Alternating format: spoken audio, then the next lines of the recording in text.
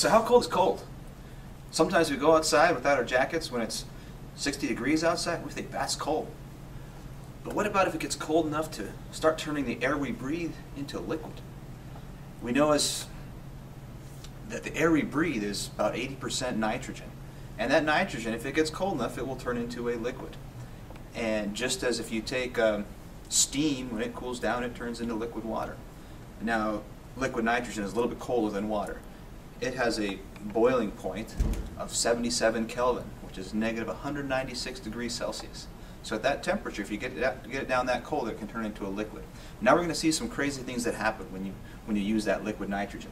Now, because it gets so cold, okay, it'll actually produce burns on your skin if it gets on your skin. So I'm going to make sure I use a nice protective glove, make sure I have my goggles, and we're going to see a few things that happen. So first off, in this beaker I have a balloon. Now what happens as I pour this liquid nitrogen on the balloon, you're going to see this balloon starts to get a lot smaller. And why does it get smaller?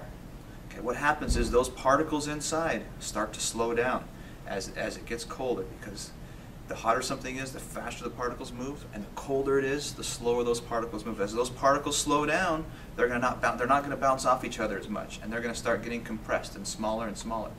Okay, this is an important concept. We call this Charles' law, that the volume of a gas is directly proportional to its Kelvin temperature. So let's see what happens when we pour some liquid nitrogen on our balloon.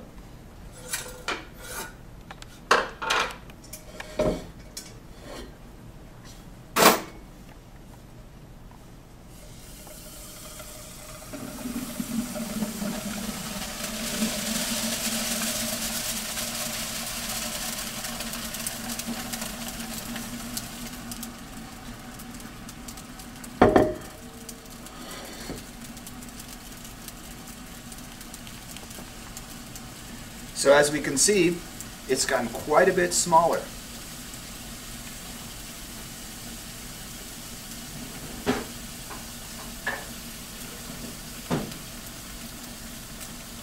Now let's see what happens when I take it out.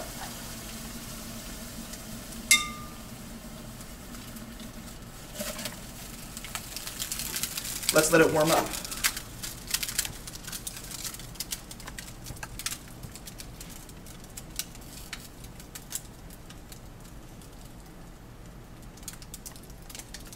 As it warms up, we see that those particles are starting to move a little bit faster. They need some room to move around, and so it's causing this balloon to expand. And if I were to put it back in that liquid nitrogen, it would shrink again.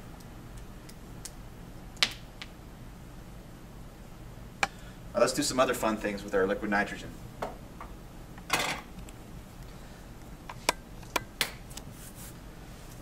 So I've got a banana here.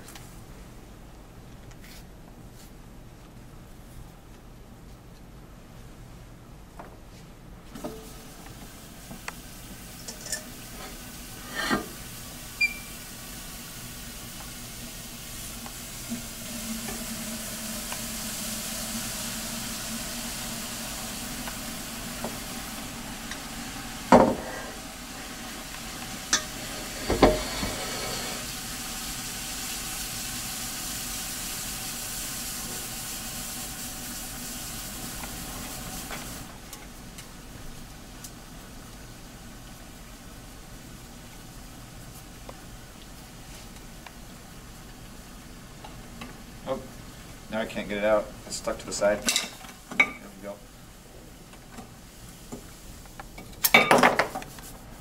So we see our banana broke in half.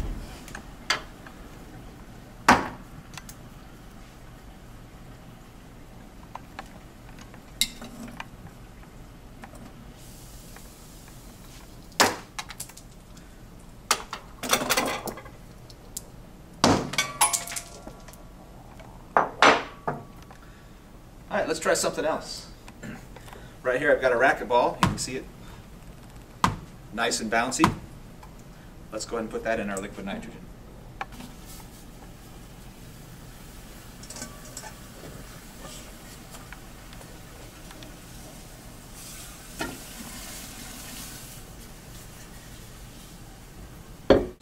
As you can see here, you can see there's some ice that's forming on the outside of this beaker. And what this ice is, it's actually the water vapor that's in the air is actually freezing on the outside because this liquid nitrogen is cold enough where it can take that water vapor that's in the air and cause it to freeze. All right, let's see if this ball is ready now.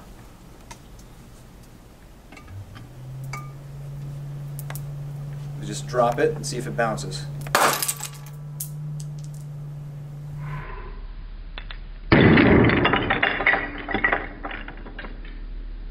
So we can see we totally shattered that racquetball.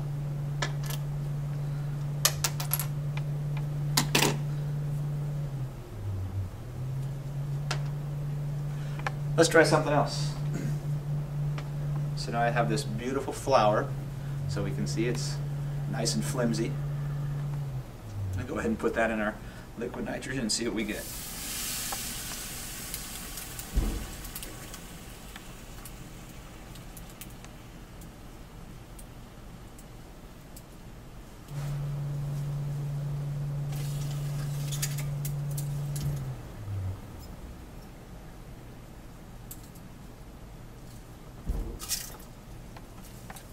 So we now have our ice flower.